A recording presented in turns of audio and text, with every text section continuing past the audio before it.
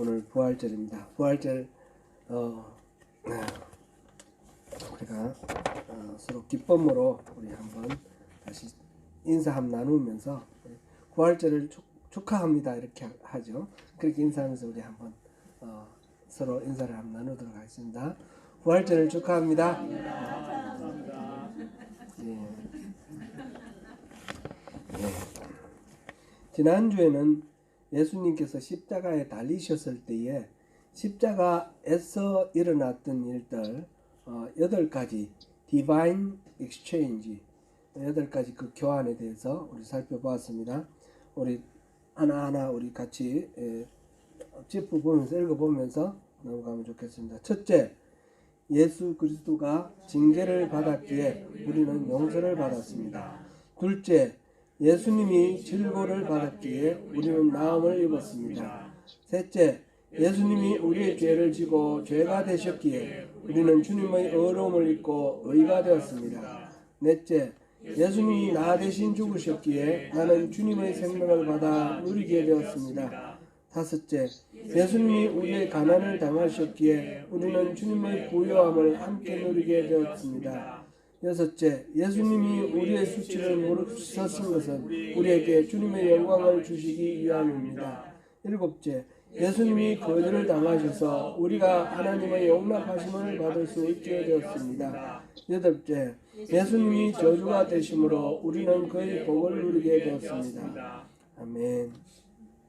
예수님께서 십자가에서 당하신 모든 고통과 그 고난의 대가로 우리가 구원받고 하나님의 자녀로 이렇게 택함을 입고 용납함을 입게 되었습니다.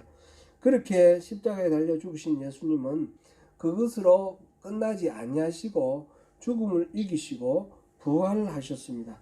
오늘은 예수님의 부활에 대해서 살펴보겠습니다.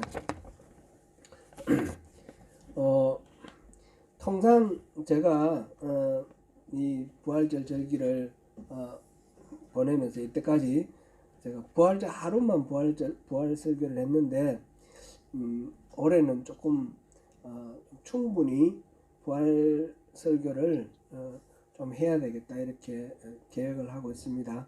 오늘부터 시작해서 원래 부활절 절기가 7주죠. 7주. 사순절은 주일 빼고 7주를 해서 6, 7, 42에다가 플러스 6일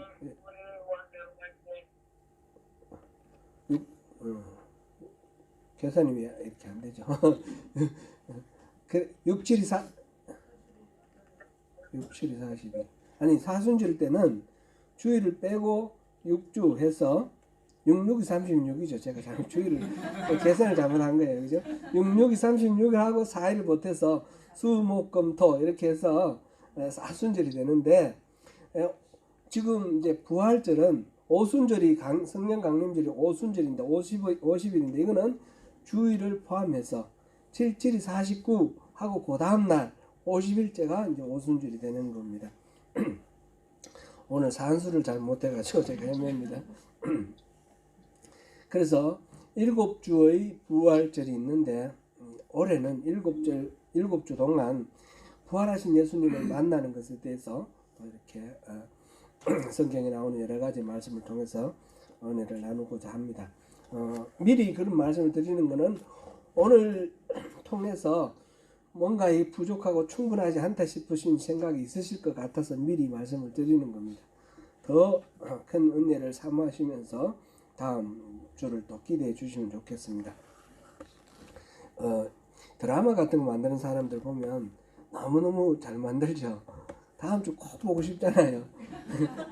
그런데 저는 그렇게는 못하는데 말로만 다음 주를 기대하시라고 제가 말씀을 드립니다. 안식일이 끝난 다음 날 이른 아침에 예수님을 따르며 수종들던 여인들이 예수님을 장사한 그 무덤을 찾아갔습니다. 본문 1절 같이 읽어보겠습니다. 시작. 안식일이 다 지나고 안식 후 첫날이 되는 새벽에 막달라 마리아와 다른 마리아가 무덤을 보려고 갔더니 안식 후 첫날은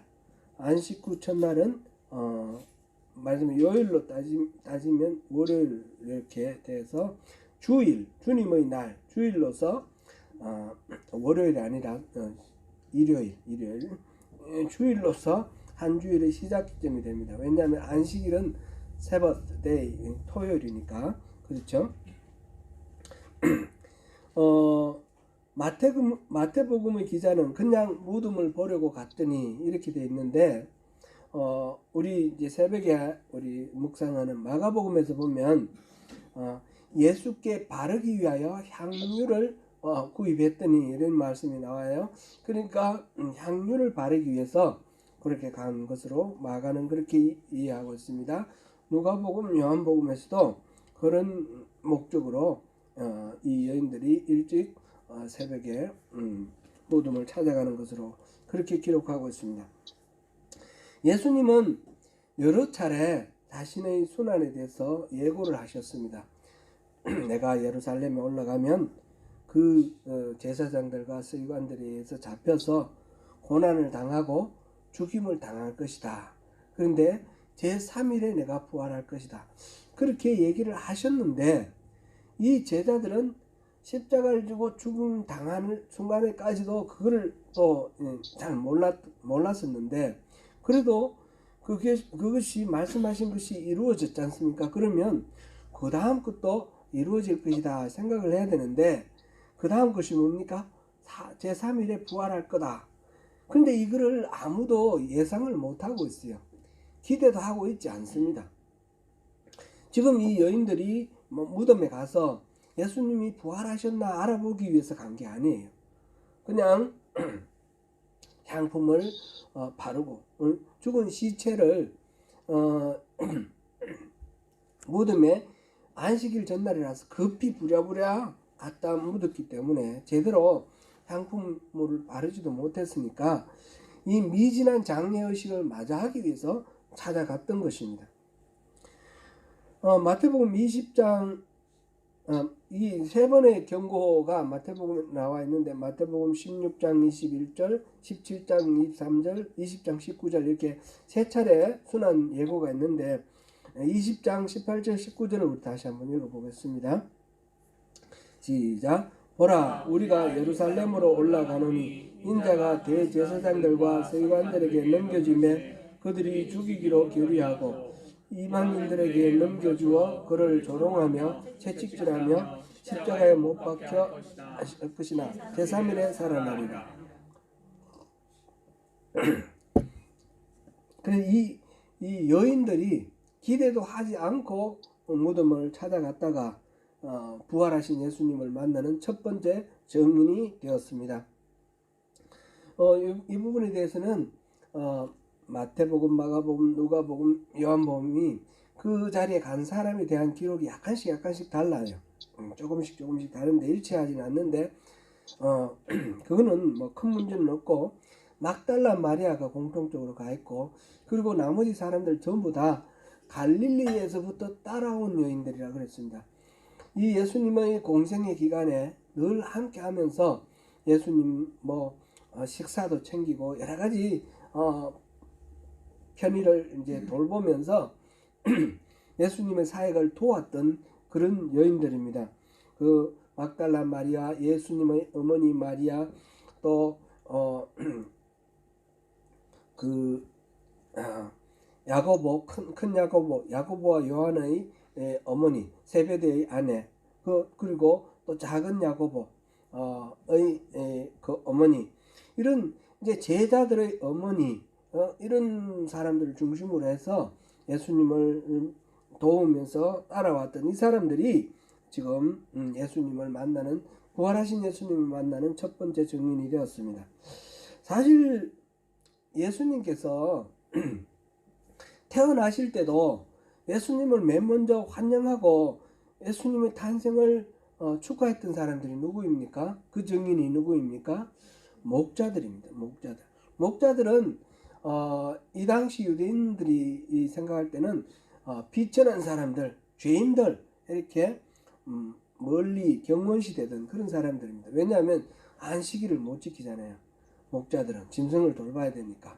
그래서 배척되던 사람들이었는데, 지금 예수님이 부활하신 장면을 목격하는 사람도 여인들이었습니다. 여인들은 이 당시 예수님 당시 여인들은 인구조사할 때도 숫자에 포함되지도 않는 정도로 이렇게 가볍게 여겨지고 천시당했습니다. 우리나라에서도 보면 최근까지 얼마 전까지 한 4, 50년 전까지만 해도 남존 여비 사상이 있지 않습니까? 아들 낳으면 귀하고 딸 낳으면 그냥 실패한 것처럼 그렇게 생각하던 남자와 여자의 그 인격에 대한 존중이 완전히 달랐었는데 2000년 전에 예수님 시대에 또 얼마나 그게 심했겠습니까? 예수님의 그 부활을 목격했던 증인이 이 여자들이었다는 사실 좀 어떻게 보면 좀 이상하게 느껴집니다. 왜냐하면 재판을 할 때 여자들은 증인으로 세워도 이거는 증인을 세워주지도 인정도 안 해줍니다. 여자들이 말하는 증언에 대해서 내가 우리 목격을 했는데 저 사람 때렸다, 그 인정도 안 해주는 그런 시대입니다. 여자의 말을 안 믿어주는 겁니다. 그런 시대에 예수님이 부활하셨다, 맨 먼저 본 사람이 여자다는 말이죠. 그럼 여자가 예수님 부활했다 이 말이 증언하는 이 말이 신뢰성이 있을까요, 없을까요? 얼른 생각하면 없다는 거죠. 근데 이게 가만히 생각하면 결과적으로 예수님의 부활이 조작된 사실이 아니라 역사적인 사실이다라는 걸 입증하는, 반증하는 그런 결과가 되었습니다. 만약 조작을 했다면 신뢰가 가는 남자들을 증인으로 세웠을 거 아닙니까? 그런데 남자들 증인을 안 세우고 여인들을 증인으로 세웠다, 이 말은 이건 조작되지 않았다 라는 것을 입증하는, 반증하는 그런 결과가 되는 것입니다. 세상에서 내세울 것 하나도 없는 이 주변인에 불과했던 이 여자들이 영광스러운 부활의 소식을 전하는 그런 주역이 되었다 하는 이 놀라운 소식을 우리가 여기서 확인할 수 있습니다. 여인들을 만난 상황은, 이 여인들이 만난 상황은 매우 당혹스러웠습니다. 본문 2절을 보시겠습니다. 큰 지진이 나며 주의 천사가 하늘로부터 내려와 돌을 굴려내고 그 위에 앉았는데, 지진이 나고 천사가 하늘에서 내려왔다 그랬어요.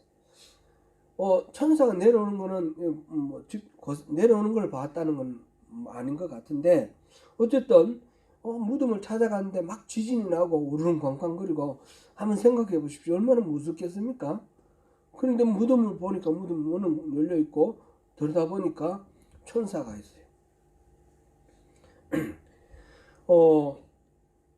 사실 이 지진이 일어나고 지진이 일어났다 이 말은 마태복음에 있습니다. 마가복음, 누가복음, 요한복음에는 지진이 났다 이 말은 없고 빈 무덤이 있었다, 그 옆에 천사 또는 청년 이런 표현으로 천사가 있었던 것을 이렇게 같이 기록하고 있는데, 이거는 이제 좀 더 마태가 이게 저절로 자연스럽게 일어난 현상이 아니고 하나님이 개입하셨다라는 것을 강조하기 위해서 이렇게 표현을 한 것 같습니다. 여기에서 분명하게 확인할 수 있는 것은, 공통적으로 모든 복음에서 확인할 수 있는 부분은 바위를 판 무덤 안에 시신으로 놓여 있었던 예수님이 사라지고 그 무덤은 빈 무덤으로 남아 있었다는 사실입니다. 그리고 이 지진과 천사의 강림, 이것은 하나님이 개입을 하셨다는 말인데, 하나님이 개입하셨다라는 것은 무슨 뜻입니까? 예수님을 십자가로 달아 숨지게 한 이 유대인들의 행동, 종교 지도자들의 이 행동이 정당하지 못하다.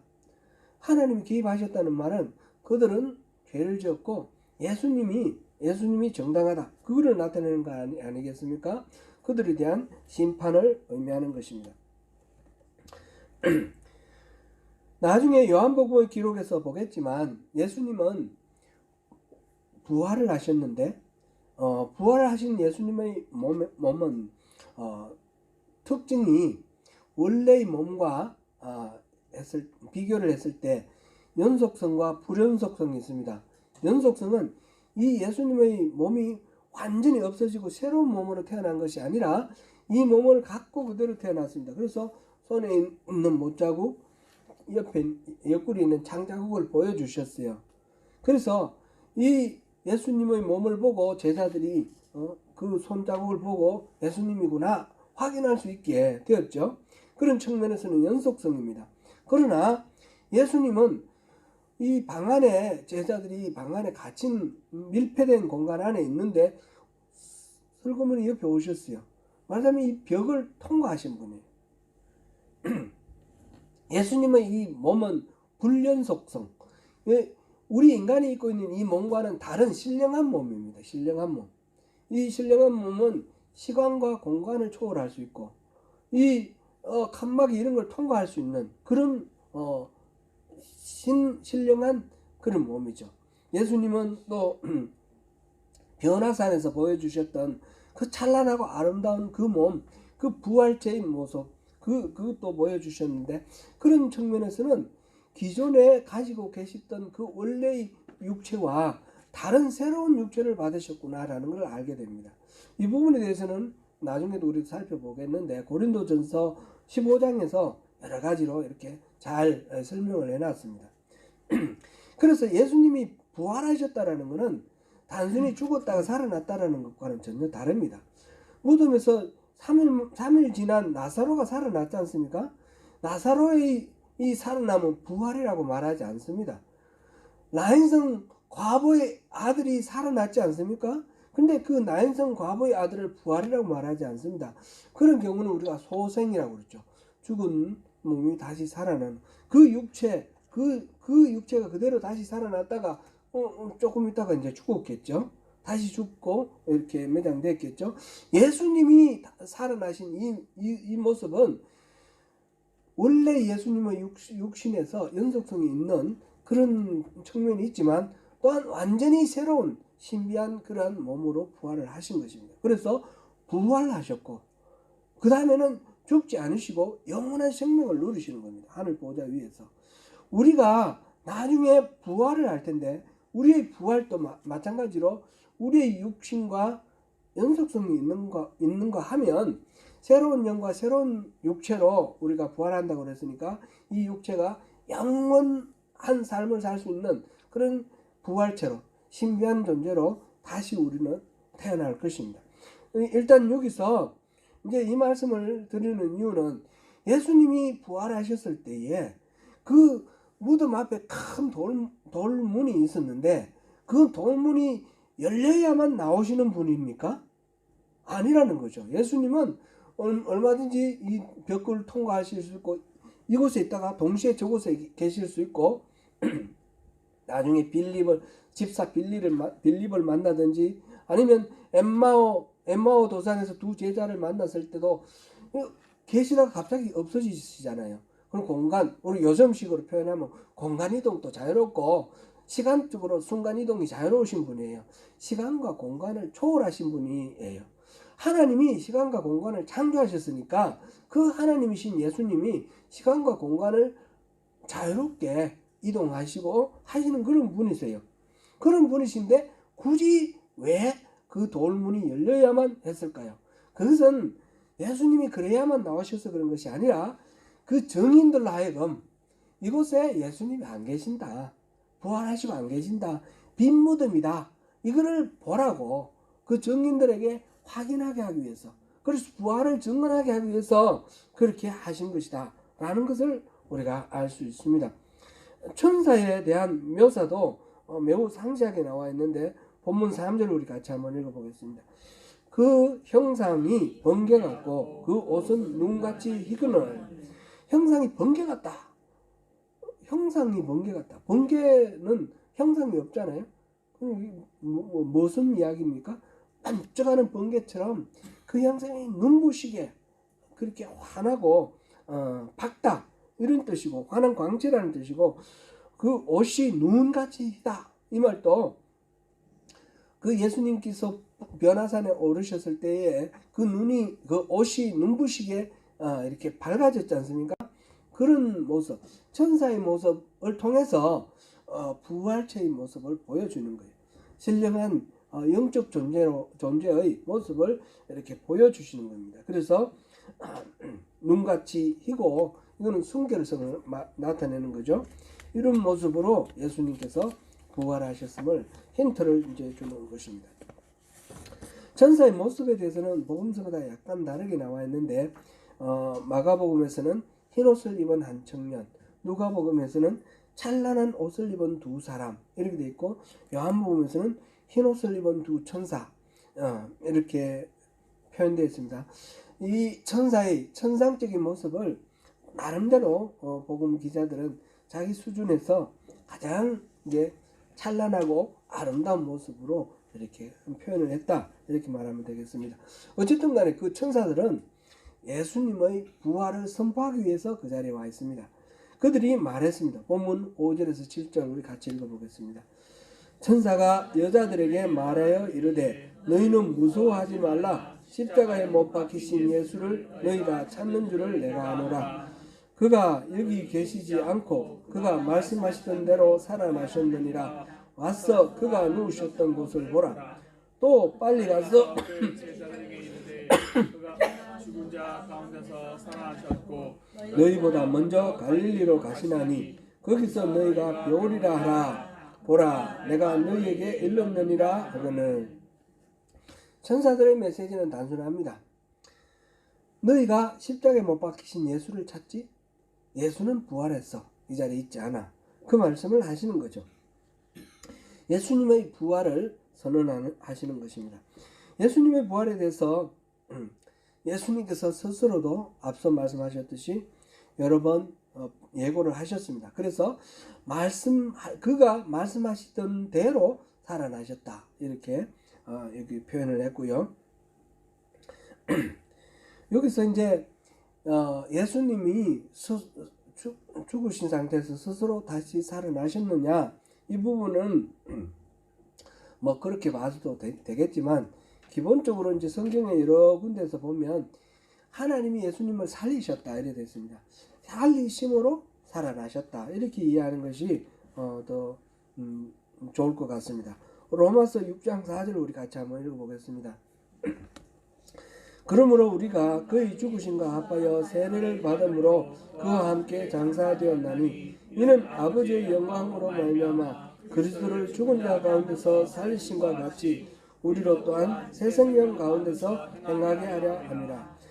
그리스도를 죽은 자 가운데서 살리심, 하나님의 영광으로 인해서 하나님께서 영광이라는 영광으로 인해서 예수를 죽은 자 가운데서 살리셨다. 하나님이 살리셨다는 그런 것으로 우리가 이해하면 또 이 부분을 정확하게 이해하는 것이다. 이렇게 볼 수 있겠습니다. 그리고 천사는 제자들에게 부활하신 예수께서 갈릴리로 가실 거니까 갈릴리로 가서 그곳에서 뵈라. 이렇게 그렇게 이야기하였습니다. 이 부분은 마태복음 26장 32절 잡히시기 바로 직전에 예수님이 너희들이 나를 다 버리고 떠날 것이다. 그러면 우리 갈릴리에서 만나자. 그렇게 말씀하셔요. 마태복음 26장 31절 32절 같이 읽어보겠습니다. 그때에 예수께서 제자들에게 이르시되 오늘 밤에 너희가 다 나를 버리리라. 기록된 바 내가 목자를 치리니 양의 떼가 흩어지리라 하였느니라. 그러나 내가 살아난 후에 너희보다 먼저 갈릴리로 가리라. 실제로 예수님께서 이 말씀을 성취하시기 전에 갈릴리로 가시기 전에 이 예루살렘에서 몇 번 나타나셔요. 지금 오늘 본문에서도 지금 이 여인들을 예수님께서 부활하셔서 만나 주시는 장면이 나옵니다. 그리고 누가복음 24장 13절 35절에 보면 엠마오에 가는 그 길에서 두 제자들에게 예수님이 나타나신 것이 기록되어 있죠. 그 다음에 제자들이 이렇게 갇힌 공간에서 11제자들이 10제자들이 있는 가운데서 예수님 갑자기 벽을 통과해서 나타나시는 그런 장면이 있었고요. 요한복음 20장인가요? 21장 21장 19절 23절 이렇게 나와 있고, 그리고 이제 그때 그 자리에 없었던 도마가 나는 못 믿겠다 그러니까 여덟 해 후에 8일 후에 예수님이 다시 그 자리에 나타나셔서 도마에게 내 옆구리에 손 넣어보라 이렇게 말씀하신, 그 11 제자들 앞에 나타나신 그런 것도 다 예루살렘에서 있었던 일이죠. 그리고 이런 나타나심이 있었는데, 그러고 난 뒤에 공식적으로 예수님께서 갈릴리에서 만나 주십니다.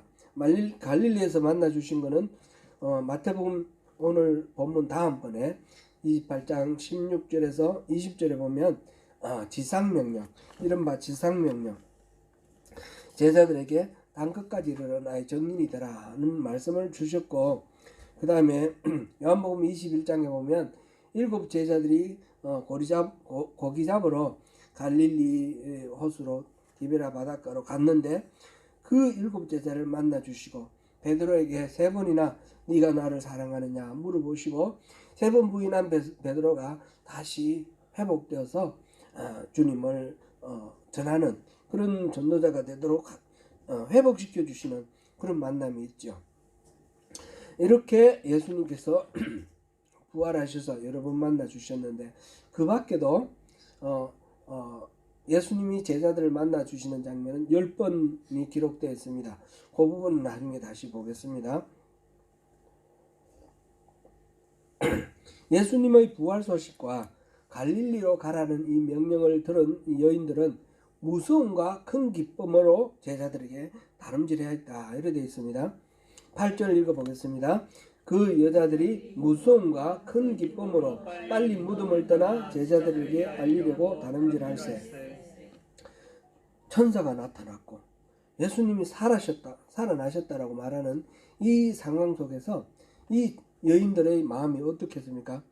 일단 지진이 나고 막 천사가 나와 있고 이러니까 두려움이 있겠죠. 두려움이 있겠지만 예수님이 살아나셨다고 그러니까 자기들은 예수님을 따라다니면서 이 예수님을 통해서 하나님이 큰 일을 하실 거라고 기대하면서 따라왔는데 맥없이 십자가에서 죽으셨을 때 얼마나 실망하고 낙심하고 좌절했겠습니까? 그런데 그 좌절한 그 예수님이 다시 살아나셨다는 겁니다. 얼마나 기쁘겠습니까? 그래서 너무너무 기쁩니다. 무서움과 기쁨이 교차를 하는 가운데서 제자들에게 이 천사가 일러준 대로 제자들에게 빨리 말하려고 다름질을 하는데, 그 과정 속에서 달려나가다가 예수님을 만나게 됩니다. 달려가던 제자들 앞에 예수님께서 나타나셨는데 오늘 본문 9절입니다. 같이 읽겠습니다. 예수께서 그들을 만나 이르시되 평안하냐 하시거늘 여자들이 나아가 그 발을 붙잡고 경배하니. 아멘. 평안하냐, 안녕, 샬롬. 예수님이 그렇게 인사를 해주셨습니다. 부활하신 예수님이 처음으로 만난 사람이 이 여인이다. 이 바로 여인들이라는 사실은 앞에서도 언급했듯이 존중받지 못하던 정인으로서 존중받지 못하던 이 여인을 정인으로 세우시는 것, 이 자체가 하나님의 놀라우신 은혜라는 것을 우리가 확인할 수 있습니다. 여자들을 인격적으로 이렇게 존중하는 것, 이 당시 사회 어디에도 있지 않던 그런 내용이죠. 우리나라를 생각해 보면 한 100년 전만 해도 뭐 여자들이 제가 팔남매인데 5남이 2녀거든요. 근데 누님이 둘이 계시는데 큰 누님은 초등학교도 못 갔어요. 둘째 누님은 초등학교만 나왔어요. 왜 그랬겠습니까? 딸 자식 배아가 무슨 소용이냐 해서 우리 아버님이 다른 인간 취급을 안 하는 거예요. 말하자면 어디 시집 보내고 뺏기는 그런 존재로만 생각을 했지. 그게 제 세대에도 그랬다는 거죠. 제 세대에도. 그런데 예수님이 부활하시고 그리고 그 부활의 정인으로 여인을 세우셨다는 거, 여인을 인격체로 존중했다는 거, 이건 기독교에만 있는 거 아닙니까?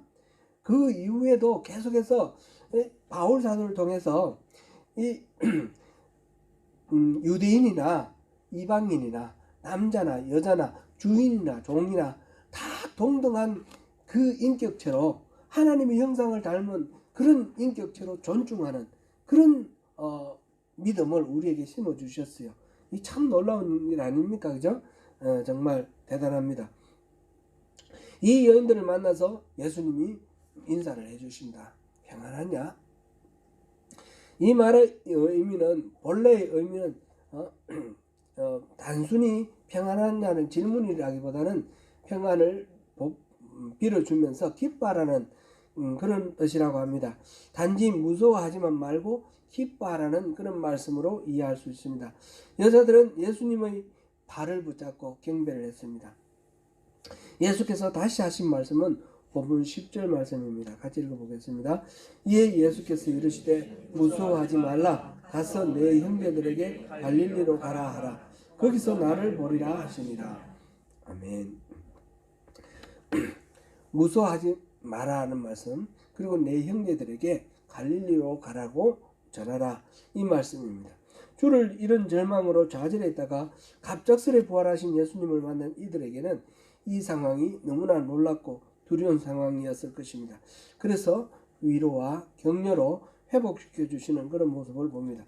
그리고 예수님은 천사가 전하라고 했던 그 이야기를 다시 말씀하시는데, 갈릴리로 갈 테니 갈릴리에서 기다리라, 그 말씀을 하십니다. 여기서 우리의 눈에 뜨이는 표현이 있습니다. 내 형제들에게 갈릴리로 가라 라고 전하라고 하셨습니다. 이 내 형제들은 누구를 가리킵니까? 예수님의 제자들입니다. 예수님의 제자들은 어떤 사람들입니까? 겟세마네 동산에서 예수님이 체포될 때 뿔뿔이 다 흩어져 갔던 사람들입니다. 그 전에 예수님을 지키겠다고 호언장담하던 그 모든 사람들이 다 도망갔습니다.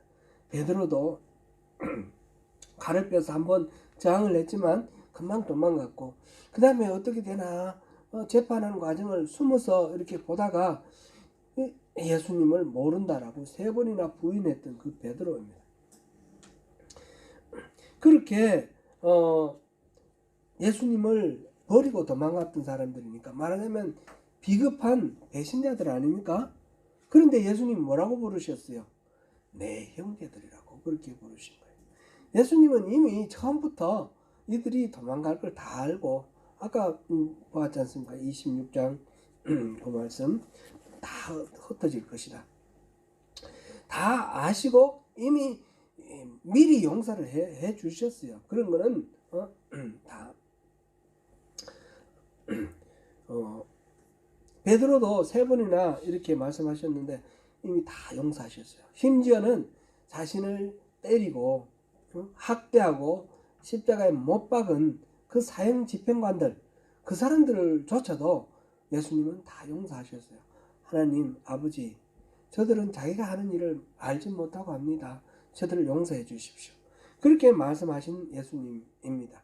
그래서 이 도망치고 비급하고 비열한 이 용렬한 이 겁쟁이들, 이 제자들을 내 형제들이라고 부르시고, 내가 갈릴리로 갈 테니까 갈릴리에서 나를 만나자, 그렇게 말씀하셨습니다. 사랑하는 성도 여러분, 예수님이 부활하셨습니다. 죽음의 세력을 이기시고 승리하셨습니다. 그분이 예수님의 제자들을 만나 주셨습니다. 평안하냐 물어주시고 무서워 말라 라고 위로해 주셨습니다. 제자들에게는 갈릴리에서 만나자 그랬는데, 그 부활하신 예수님이 우리에게도 말씀하십니다.